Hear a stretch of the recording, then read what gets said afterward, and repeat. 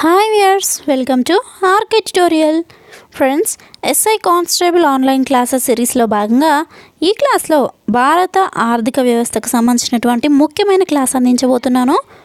Friends, ఇంతవరకు మీకు 5 classes అందించాను. ఇది క్లాస్ నెంబర్ 6గా అందిస్తున్నాను.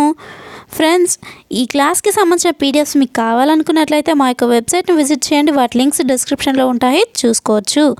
సో ఫ్రెండ్స్, నా క్లాసెస్ కనుక మీకు ఉపయోగపడుతుంది అనుకున్నట్లయితే మీరు పూర్ స్టూడెంట్స్కి కానీ లేదా మీ యొక్క ఫ్రెండ్స్కి కానీ తప్పకుండా ఈ యొక్క ఇన్ఫర్మేషన్ని కానీ క్లాసెస్ కానీ తప్పకుండా షేర్ చేయండి. సో ఫ్రెండ్స్, క్లాస్లోకి వెళ్దాం. ద్రవ్యోల్బణాన్ని ఆర్థికాభివృద్ధికి సాధనంగా ఏ వ్యవస్థలో ఉపయోగిస్తారు? ఆన్సర్, సామ్యవాద ఆర్థిక వ్యవస్థలో. నెక్స్ట్, గాలపింగ్ ద్రవ్యోల్బణం అంటే ఏమిటి? ఆన్సర్, ద్రవ్యోల్బణము 10% కన్నా ఎక్కువ పెరిగితే దానిని గాలపింగ్ ద్రవ్యోల్బణం అంటారు. నెక్స్ట్, ద్రవ్యోల్బణ రేటు ఎంత ఉంటే దేశ ఆర్థిక వ్యవస్థకు మంచిది? ఆన్సర్, 3% ఉంటే.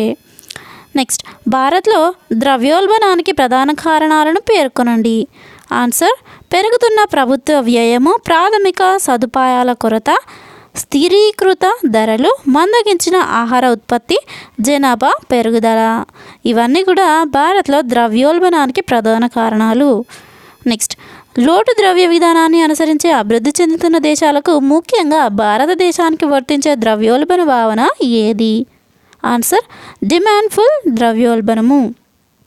నెక్స్ట్, ద్రవ్యోల్బణానికి దోహదం చేసే డిమాండ్ కారణాలను తెలపండి. ఆన్సర్, ప్రభుత్వ వ్యయంలో పెరుగుదల, డెఫిసిట్ ఫైనాన్సింగ్ పెరుగుదల, జనాభా ద్రవ్య సరఫరాలో పెరుగుదల, బ్యాంకుల రుణ పరిమాణము పెరుగుదల. నెక్స్ట్, ద్రవ్యోల్బణానికి దారితీసే సరఫరాకు సంబంధించిన కారణాలు ఏవి? ఆన్సర్, ఉత్పాదకాల కొరత, అత్యధిక దిగుమతి సుంకాలు, పన్నుల వ్యవస్థ, బ్లాక్ మార్కెటింగ్, ఇతర అంతర్జాతీయ కారణాలు.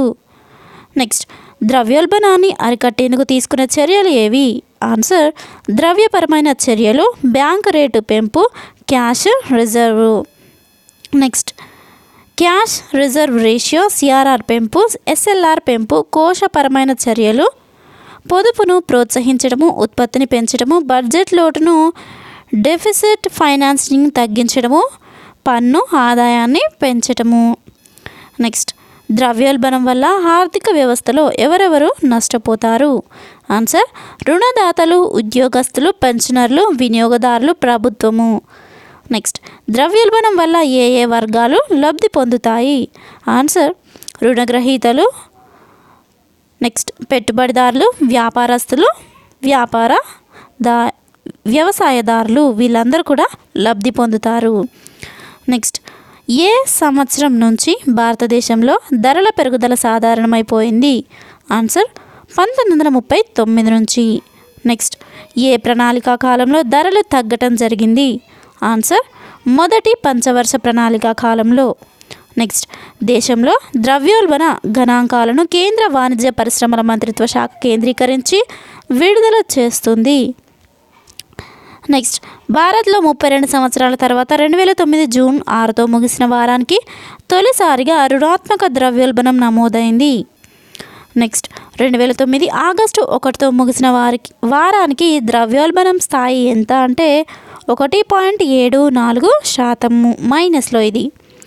నెక్స్ట్, గిరాకీ మందగించి ద్రవ్యోల్బణం 0 స్థాయిలోని 12 నుంచి 91% కన్నా కొన్ని నెలల పాటు కొనసాగడాన్ని ఏమంటారు? ఆన్సర్, ప్రతి ద్రవ్యోల్బణం అంటారు. నెక్స్ట్, ప్రతి ద్రవ్యోల్బణం వల్లనే కలిగే ప్రభావాలు ఏంటి? ఆన్సర్, ధరల పతనం, ద్రవ్య సరఫరా తగ్గుతుంది, డిమాండ్ క్షీణిస్తుంది. నెక్స్ట్, రిజర్వ్ బ్యాంక్ ద్రవ్యోల్బణాన్ని ఏ విధంగా అదుపు చేస్తుంది? ఆన్సర్, బ్యాంక్ రేటు పెంచటం, సిఆర్ఆర్ పెంచటము, ఎస్ఎల్ఆర్ పెంచటము, పొదుపును ప్రోత్సహించటం. నెక్స్ట్, 13వ ఆర్థిక సంఘం సిఫార్సుల ప్రకారము రాష్ట్రాల యొక్క వాటా ఎంత? ఆన్సర్, రాష్ట్రము ఆంధ్రప్రదేశ్కి సంబంధించినటువంటి విభాజిత పన్నులు, సేవా పన్నులను ఇప్పుడు తెలుసుకుందాం. ఆంధ్రప్రదేశ్లో 6.937 విభాజిత పన్నులుంటే సేవా పన్ను 7.047గా ఉంది. నెక్స్ట్, అరుణాచల్ ప్రదేశ్లో ఫ్రెండ్స్, ఈ యొక్క డేటా మొత్తము 13వ ఆర్థిక సంఘం సిఫార్సుల ప్రకారము రాష్ట్రాల యొక్క వాటా వివరాలు. అరుణాచల్ ప్రదేశ్ది 0.328 ఉండగా సేవా పన్నుల శాతము 0.332. నెక్స్ట్ అసోంది 3.628 విభాజిత పన్నులుండగా సేవా పన్నుకు వచ్చేసరికి 3.685. నెక్స్ట్ బీహార్ది విభాజిత పన్ను 10.917, సేవా పన్ను 11.089. నెక్స్ట్ ఛత్తీస్గఢ్ వచ్చేసరికి విభాజిత పన్నుల్లో 2.470% ఉండగా నెక్స్ట్ సేవా పన్నులో ఛత్తీస్గఢ్ది 2.509గా ఉంది. నెక్స్ట్ గోవాది 0.266గా విభాజిత పన్నులు ఉండగా సేవా పన్ను 0.270గా ఉంది. నెక్స్ట్ గుజరాత్ది 3.041గా ఉండగా సేవా పన్ను 3.089గా ఉంది. నెక్స్ట్ హర్యానాది కనుక చూసుకున్నట్లయితే విభాజిత పన్నులో 1.048గా ఉండగా సేవా పన్ను 1.064గా ఉంది. నెక్స్ట్ హిమాచల్ ప్రదేశ్ది విభాజిత పన్నులు 0.781%గా ఉండగా సేవా పన్ను 0.793గా ఉంది. నెక్స్ట్ జమ్మూ కాశ్మీర్ది 1.551గా ఉండగా ఈ యొక్క సేవా పన్నులు వచ్చేసరికి ఎలాంటి రికార్డ్ అయితే నమోదవ్వలేదు. నెక్స్ట్ జార్ఖండ్ వచ్చేసరికి 2.802 విభాజిత పన్ను ఉండగా సేవా పన్ను 2.846గా ఉంది. నెక్స్ట్ కర్ణాటక వచ్చేసరికి 4.328 విభాజిత పన్ను ఉండగా సేవా పన్ను 4.397గా నమోదయ్యాయి. నెక్స్ట్ సో ఈ విధంగా అన్ని రాష్ట్రాలకు సంబంధించినటువంటి డేటా మొత్తం చూసుకున్నట్లయితే చివరగా ఉత్తరప్రదేశ్ వచ్చేసరికి 19.677 విభాజిత పన్నులుండగా 19.987 సేవా పన్నులుగా హైయెస్ట్గా నమోదవ్వడం జరిగింది.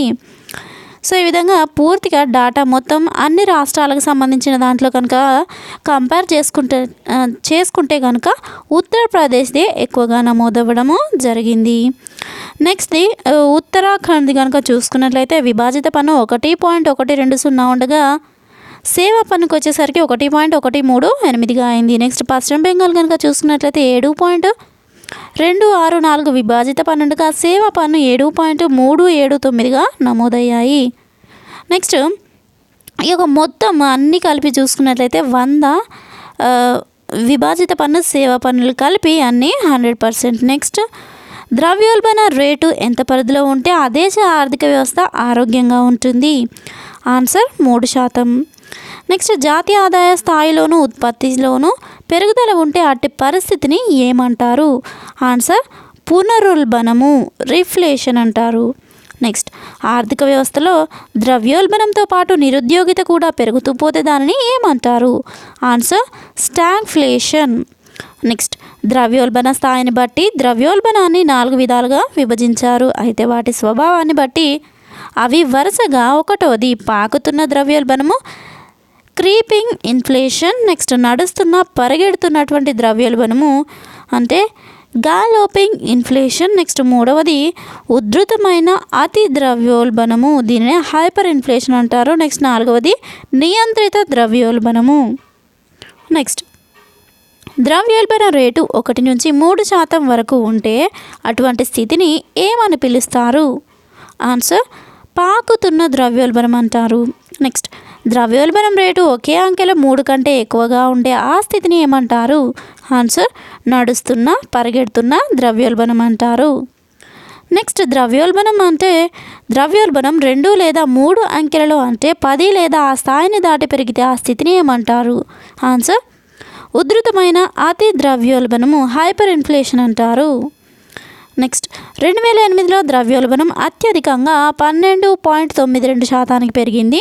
2008లో అతి ద్రవ్యోల్బణ స్థితిని ఎదుర్కొన్న దేశము జింబాబ్వే. 2009 ఆగస్టు 1తో ముగిసిన వారంలో ద్రవ్యోల్బణము 3 దశాబ్దాల కనిష్ట స్థాయికి చేరింది.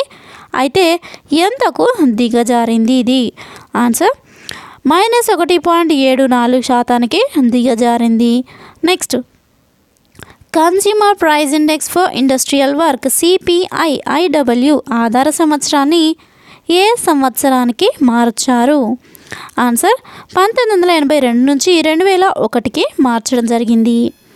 నెక్స్ట్, ధనిక పేద దేశాలు 1990లో మానవాభివృద్ధి సూచిక అనే పదాన్ని రూపొందించింది. నెక్స్ట్, మానవాభివృద్ధి సూచికను యుఎన్డిపి రూపొందిస్తుంది. నెక్స్ట్, మానవ అభివృద్ధి సాధించినటువంటి దేశాలు ఏవి అంటే మానవ అభివృద్ధి సూచిలో 0.5 పాయింట్ల కన్నా తక్కువ పాయింట్లను సాధించిన దేశాలు అన్నీ ఈ కోవలోకి వస్తాయి, అంటే అల్ప మానవ అభివృద్ధి కోవలోకి వస్తాయి. నెక్స్ట్, మాధ్యమిక మానవ అభివృద్ధి సాధించినటువంటి దేశాలు అంటే ఏవి?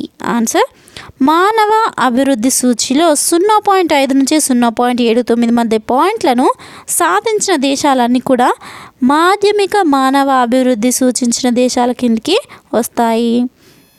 నెక్స్ట్, అధిక మానవ అభివృద్ధి సాధించిన దేశాలు ఏవి అంటే మానవ అభివృద్ధి సూచిలో 0.80 పాయింట్లకు పైగా ఉన్నటువంటి దేశాలన్నీ కూడా అధిక మానవ అభివృద్ధి సాధించిన దేశాలు అవుతాయి. నెక్స్ట్, తొలుత అల్ప మానవ అభివృద్ధి సాధించిన దేశాల కోవలో ఉన్న భారతదేశము ఎప్పటి నుంచి మధ్యస్థాయి మానవ అభివృద్ధి సాధించిన దేశాల జాబితాలోకి వచ్చి చేరింది? ఆన్సర్, 1998. నెక్స్ట్, 2010 సంవత్సరానికి యుఎన్డిపి రూపొందించినటువంటి మానవ అభివృద్ధి సూచిలో భారత్కు ఎన్నవ స్థానం లభించింది? ఆన్సర్, సూచీలో ఎన్ని పాయింట్లు దక్కాయి అంటే 119వ స్థానం లభించింది. సూచీలో 0.519 పాయింట్లు దక్కాయి. నెక్స్ట్, 2010 నవంబర్ 4న ప్రకటించినటువంటి యుఎన్డిపి హెచ్డిఆర్ 20వ వార్షిక నివేదికను ఏ పేరుతో విడుదల చేశారు అంటే the real wealth of nations pathways to human development. Friends, ఇది ఇంపార్టెంట్ పాయింట్, నోట్ చేసుకోండి. సో దీని యొక్క రూపకర్త ఎవరు అంటే యుఎన్డిపి హెచ్డిఆర్ 2010 నివేదిక రూపకర్త Jeni Klugman. Next, 2010 UNDP HDR ప్రకారము హెచ్డిలో ఎన్ని సూచనలను ప్రవేశపెట్టారు అంటే answer, HDI inequality adjusted HDI అంటే లింగ అసమానతలను సర్దించి చేసినటువంటి హెచ్డిఐ. నెక్స్ట్, జిఐఐ అంటే జెండర్ ఇన్ఈక్వాలిటీ ఇండెక్స్ లింగ వివక్షత లేదా అసమానతల సూచి. Next, MHPI multidimensional human poverty index బహుళ కొలమాన మానవ దారిద్ర్య సూచిక. నెక్స్ట్, ఎంహెచ్పిఐ సూచి క్రింద తీసుకొనబడిన దేశాలు ఎన్ని? ఆన్సర్, 104. ఇది కూడా ఇంపార్టెంట్ పాయింట్. నెక్స్ట్, ఎంహెచ్పిఐ సూచి ప్రకారము ఏ దేశాలను పరిగణలోనికి తీసుకొనలేదు అంటే ఓఈసిడి దేశాలను. నెక్స్ట్, ఎంహెచ్పిఐ 2010 సూచి ప్రకారము అత్యల్ప పేదరికం గల దేశము ఏది? ఆన్సర్, చెక్ రిపబ్లిక్ దేశము. నెక్స్ట్, అమర్త్య సేన్కు అర్థశాస్త్రంలో నోబెల్ బహుమతి ఎప్పుడు లభించింది? ఆన్సర్, 1998లో. నెక్స్ట్, అర్థశాస్త్రంలో నోబెల్ బహుమతి ప్రవేశపెట్టిన సంవత్సరము ఏది? ఆన్సర్, 1969. నెక్స్ట్, అర్థశాస్త్రంలో తొలి నోబెల్ బహుమతి ఎవరికి లభించింది? ఆన్సర్, రగ్నార్ ఫ్రిష్ 1969. నెక్స్ట్, యుఎన్డిపి ప్రకారము అల్ప మానవ అభివృద్ధి దేశాలంటే ఏవి? ఆన్సర్, 0.0 నుండి 0.50 పాయింట్లు సాధించిన దేశాలు అల్ప మానవ అభివృద్ధి దేశాల క్రిందికి వస్తాయి. నెక్స్ట్, భారతదేశంలో జాతీయ మానవ అభివృద్ధి నివేదికను ఎవరు రూపొందిస్తారు? ఆన్సర్, ప్రణాళికా సంఘము. నెక్స్ట్, 2009 మానవ అభివృద్ధి నివేదికలో భారతదేశం యొక్క స్థానం ఎంత? ఆన్సర్, 134. ఫ్రెండ్స్, ఇది వెరీ ఇంపార్టెంట్ పాయింట్, నోట్ చేసుకోండి. 2009 మానవ అభివృద్ధి నివేదికలో భారతదేశం యొక్క స్థానము 134వ ర్యాంకు. నెక్స్ట్, యుఎన్డిపి 2008 గణాంకాల ఆధారంగా 169 దేశాలతో రూపొందించినటువంటి మానవ అభివృద్ధి నివేదిక 2010లో ప్రథమ స్థానంలో నిలిచిన దేశం ఏది? Answer, Norway. నెక్స్ట్, మానవ అభివృద్ధి సూచిని 3 అంశాల ఆధారంగా రూపొందించినప్పటికీ ఈ ఏడాది నివేదికను అధ్యయనం చేస్తే మానవ అభివృద్ధి సూచిలో దేశాలు ఉన్నత స్థానం దక్కించుకోవడంలో ప్రధాన పాత్ర పోషిస్తున్న కీలక అంశం ఏది? ఆన్సర్ తలసరి ఆదాయము. నెక్స్ట్ 2010 మానవ అభివృద్ధి సూచికలో మొదటి స్థానాన్ని ఆక్రమించిన దేశం ఏది? ఆన్సర్ నార్వే, 0.938 పాయింట్లు. నెక్స్ట్ మానవ అభివృద్ధి నివేదిక 2010లో రెండవ స్థానంలో ఉన్న దేశము ఆస్ట్రేలియా. నెక్స్ట్ మానవ అభివృద్ధి నివేదిక 2010లో టాప్ 20లో ఉన్న ఏకైక ఆసియా దేశము జపాన్, ఇది 11వ స్థానంలో ఉంది. నెక్స్ట్ మానవ అభివృద్ధి సూచిక 2010లో అమెరికా ఏ స్థానంలో ఉంది అంటే 4వ స్థానంలో ఉంది. నెక్స్ట్ మానవ అభివృద్ధి సూచిక 2010లో చైనా ఏ స్థానంలో ఉంది? ఆన్సర్ 89వ స్థానంలో. నెక్స్ట్ మానవ అభివృద్ధి సూచిలో ఆయా దేశాలకు లభించే పాయింట్ల ఆధారంగా యుఎన్డిపి ప్రపంచ దేశాలను ఎన్ని రకాలుగా వర్గీకరించింది? అవి ఏవి అంటే ఆన్సర్ 4 రకాలుగా వర్గీకరించింది. అవి 1వది అల్ప మానవ అభివృద్ధి సాధించిన దేశాలు, నెక్స్ట్ 2వది మాధ్యమిక మానవ అభివృద్ధి సాధించిన దేశాలు, నెక్స్ట్ 3వది అధిక మానవ అభివృద్ధి సాధించిన దేశాలు, 4వది అత్యధిక మానవ అభివృద్ధి సాధించిన దేశాలు. నెక్స్ట్ 2010 మానవ అభివృద్ధి నివేదిక ప్రకారము స్త్రీ పురుష సమానత్వ సూచి GEI పరంగా భారతదేశ స్థానం ఎంత అంటే ఆన్సర్ 122. నెక్స్ట్ మానవ అభివృద్ధి సూచిక 2010ని ఏ సంవత్సరము గణాంకాల ఆధారంగా రూపొందించారు అంటే ఆన్సర్ 2008. నెక్స్ట్ మానవ అభివృద్ధి సూచిక 2010ని ఏ సంవత్సరం గణాంకాల ఆధారంగా రూపొందించారు? ఆన్సర్ 2008. నెక్స్ట్ 2010 మానవ అభివృద్ధి సూచికలో చివరి స్థానంలో ఉన్న దేశం ఏది? Answer Zimbabwe, 169. నెక్స్ట్ జాతీయ మానవ అభివృద్ధి సూచి 1991లో ఆంధ్రప్రదేశ్ స్థానం ఎంత? ఆన్సర్ 9వ స్థానం. నెక్స్ట్ కేంద్ర ప్రభుత్వం రూపొందించిన జాతీయ మానవ అభివృద్ధి నివేదిక సూచిలో మొదటి స్థానంలో నిలిచిన రాష్ట్రం ఏది? ఆన్సర్ కేరళ, తమిళనాడు. కేరళ, తమిళనాడు, మహారాష్ట్ర, రాజస్థాన్లు తర్వాతి స్థానాల్లో ఉన్నాయి. నెక్స్ట్ జాతీయ మానవ అభివృద్ధి నివేదిక 2001 ప్రకారము మానవ అభివృద్ధిలో అట్టడుగున ఉన్న రాష్ట్రం ఏది? ఆన్సర్ బీహార్. నెక్స్ట్ జాతీయ మానవ అభివృద్ధి నివేదిక 2001లో ఆంధ్రప్రదేశ్కు ఎన్నవ స్థానం లభించింది? ఆన్సర్ 10వ స్థానం. నెక్స్ట్ స్త్రీ పురుష సమానత్వ సూచిలో కేరళను తోసి రాజధాని ప్రథమ స్థానాన్ని ఆక్రమించినటువంటి రాష్ట్రము ఏది? ఆన్సర్ హిమాచల్ ప్రదేశ్. ఈ సూచిలో కూడా బీహార్ అట్టడుగున ఉంది. నెక్స్ట్ జాతీయ మానవ అభివృద్ధి నివేదిక 2001 ప్రకారము బీమార్గా పరిగణించబడినటువంటి రాష్ట్రాల్లో బీహార్ మానవ అభివృద్ధిలో వెనుకబడి ఉంది. మిగిలిన మధ్యప్రదేశ్, రాజస్థాన్, ఉత్తరప్రదేశ్ల పరిస్థితి ఎలా ఉంది? ఆన్సర్ ఈ 3 రాష్ట్రాలలో మానవ అభివృద్ధి ఇతర రాష్ట్రాల కన్నా శరవేగంగా జరుగుతుండడము విశేషం. నెక్స్ట్ ప్రపంచ బ్యాంకు ఏ పరిమితి ఆధారంగా చేసుకొని ప్రపంచ దేశాలను ధనిక, పేద మరియు వర్ధమాన దేశాలుగా విభజించింది? ఆన్సర్ తలసరి ఆదాయము. ఫ్రెండ్స్ చూసారు కదా, ఈ క్లాస్ని కంటిన్యూషన్ నెక్స్ట్ క్లాస్లో అందించడం జరుగుతుంది. ఫ్రెండ్స్ ఇంతవరకు అందించినటువంటి క్లాస్ కనుక మీకు నచ్చినట్లయితే లైక్ చేయండి. ఈ యొక్క ఇన్ఫర్మేషన్ కానీ లేదా క్లాస్ కానీ మీ యొక్క ఫ్రెండ్స్కి తప్పకుండా షేర్ చేయండి. ఇలాంటి మరిన్ని క్లాసెస్ కోసం నా ఛానల్ని తప్పకుండా సబ్స్క్రైబ్ చేసుకోండి. ఫ్రెండ్స్ ఇప్పుడు అందించినటువంటి క్లాస్ నుంచి కనీసం 3 మార్క్స్ అయినా మీకు అడగడం జరుగుతుంది. సో మోస్ట్ ఇంపార్టెంట్ బిట్స్ అందించాను కాబట్టి తప్పకుండా నోట్ చేసుకోండి. అండ్ వీటికి సంబంధించిన పీడిఎఫ్స్ కోసం మా యొక్క వెబ్సైట్ని విజిట్ చేయండి. వాటి లింక్స్ అనేవి మీకు డిస్క్రిప్షన్లో ఇవ్వబడతాయి. Thank you friends, thanks for watching.